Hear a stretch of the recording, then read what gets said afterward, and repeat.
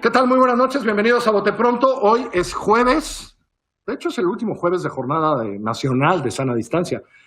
Aunque como vivimos en la Ciudad de México los tres que estamos aquí hoy, a nosotros todavía nos queda un rato de confinamiento.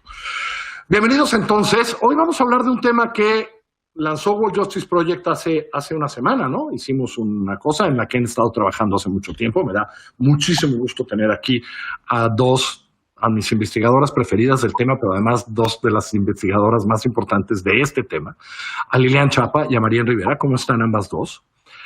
En donde están poniendo en la mesa un problema del que venimos hablando, pero creo que aquí empieza a haber soluciones claras, porque los diagnósticos, llevamos años haciendo estos diagnósticos, pero aquí hay soluciones claras, que es de qué se trata la impunidad, de cómo viene la impunidad, cómo podemos empezar por lo menos a corregirla, qué nos dicen algunos ejemplos y por dónde. Y sobre todo, algo que de repente la gente no entiende. Entonces, como lo hicimos la semana pasada en un webinar, quiero empezar con Marién, que es, la gente no entiende que nuestra policía no investiga delitos y que de ahí parte la impunidad. ¿Por qué no arrancas, Marién? Muchísimas gracias, Carlos, antes que nada por la invitación. Creo que este es un tema importantísimo que nos va a ayudar a entender de qué se trata la impunidad, y aunque lo decías muy bien, llevamos muchísimos años haciendo diagnósticos, pero sí creo que nos ha faltado una pieza clave en entender el problema, y esa pieza clave ha sido la policía. Desde la reforma penal de 2008 empezamos a llevarle al Ministerio Público muchísimas facultades en términos de la investigación penal, parte por la desconfianza en las policías, parte porque no están bien capacitadas, pero lo que se decidió en ese arreglo institucional fue que las policías, no pueden recibir denuncias formalmente. Las policías no pueden hacer ningún acto de investigación, no pueden entrevistar ni un testigo sin pedirle permiso al Ministerio Público. Si el Ministerio Público no decide abrir una carpeta de investigación, entonces ningún acto investigativo, ninguna diligencia sucede de forma legal. Entonces, esto es una rareza en el mundo, porque lo que sucede en otras partes del mundo es que el policía recibe la denuncia de la persona que acaba de ser víctima. Que se acaba de cometer un delito, pues, ¿no? Exactamente. Ahí mismo, el policía le da un registro formal de la presentación de su denuncia, y ese policía empieza a hacer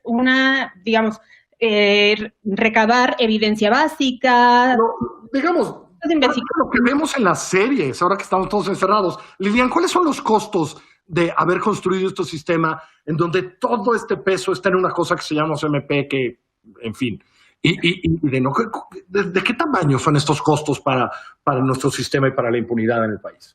Pues mira, poniéndolo en números contantes y sonantes, de los 33 millones que se calcula o se estima que delitos que ocurren cada año en México, el Ministerio Público solamente inicia una carpeta de investigación, que esto no quiere decir que investigue, pero el trámite, el papeleo de abrir o iniciar una carpeta de investigación, solamente en el 6%, 7% de esos 33 millones de delitos.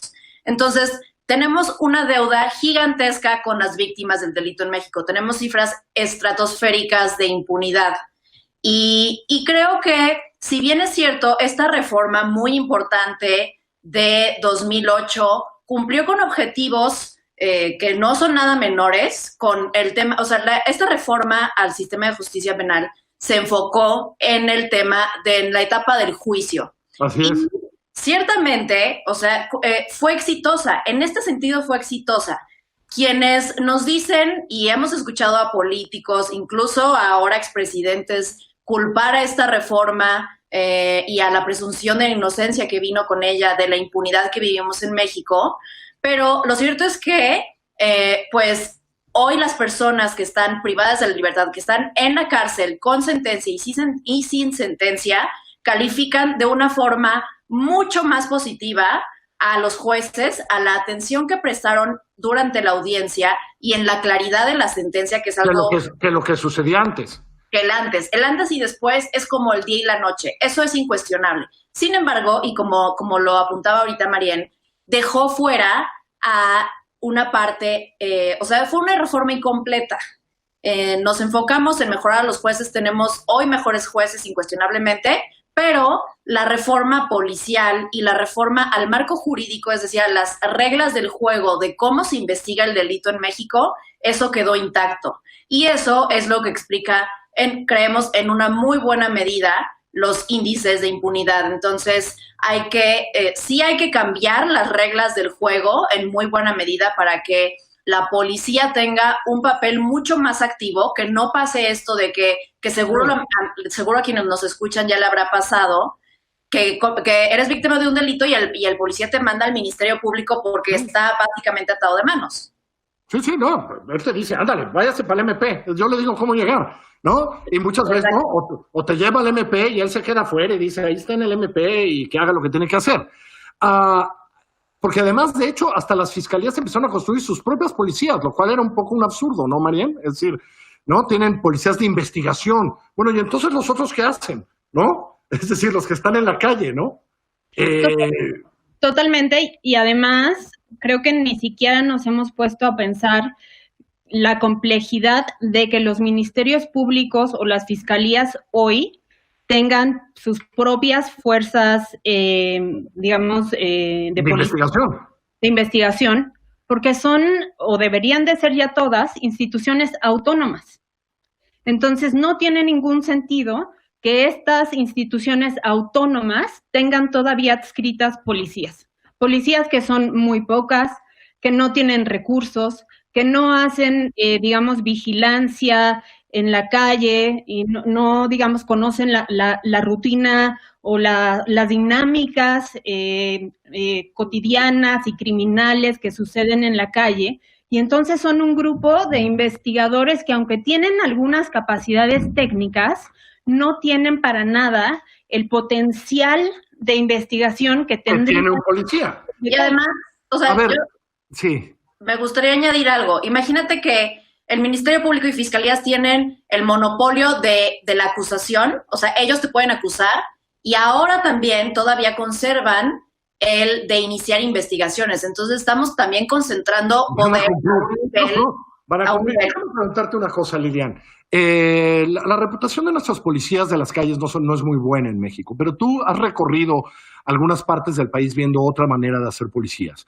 ¿Qué tendríamos que hacer primero para que estas policías fueran mejores, que estuvieran mejores capacitadas y acabemos esta cosa terrible que tenemos contra el policía de la calle, pues ahora sí que desde Arturo Durazo, hace muchos años? Claro. Pero tú has visto mejores ejemplos y ¿en qué se basan esos cambios?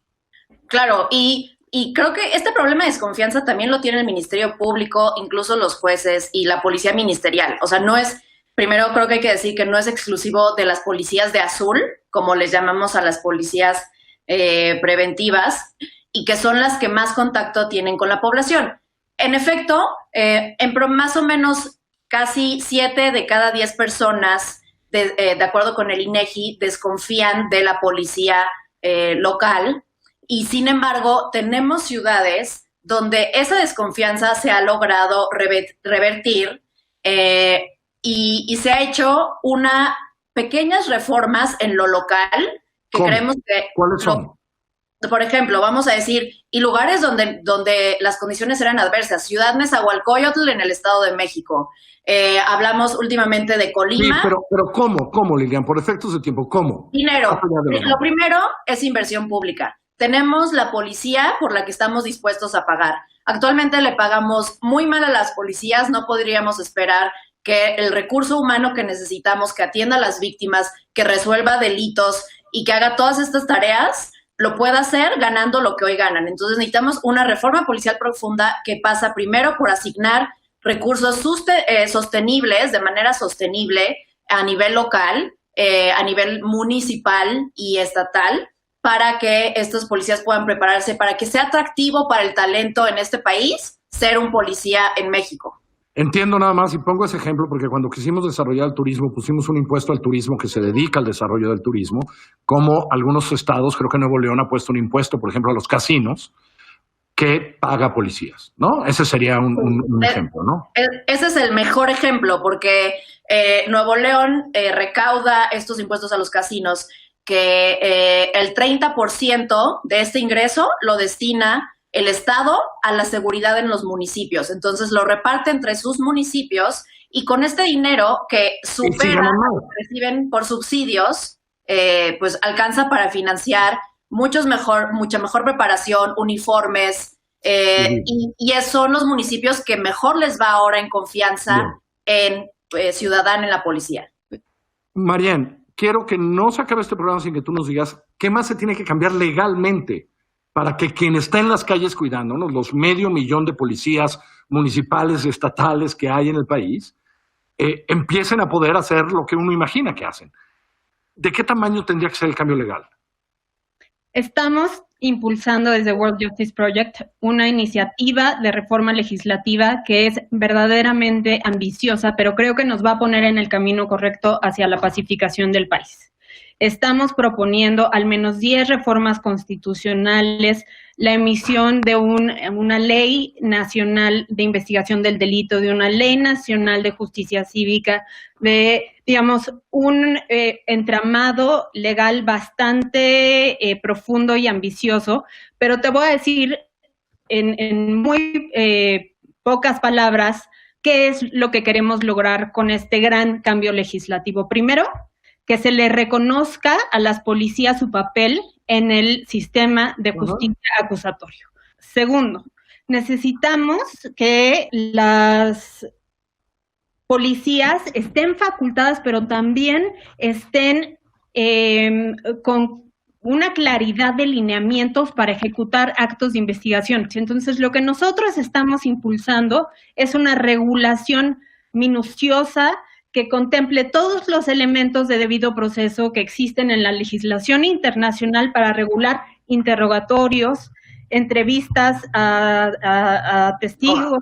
Esta iniciativa ya está presentada, ya están hablando con partidos políticos, etcétera, nada más para terminar.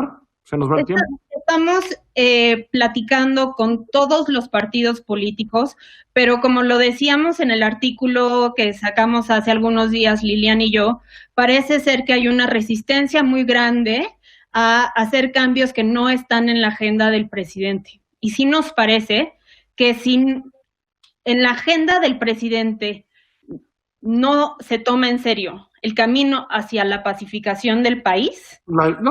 Y la impunidad está donde está, y la conocemos, y ya nos dieron los datos. Lilian, Marian, se nos acabó el tiempo. Les mando a las dos un abrazo, mil gracias por haber estado aquí. Esto es Bote Pronto, que pasen buena semana. Quédense en casa, todavía hasta el 15 de junio, las dos. Lo haremos. Como yo. Gracias.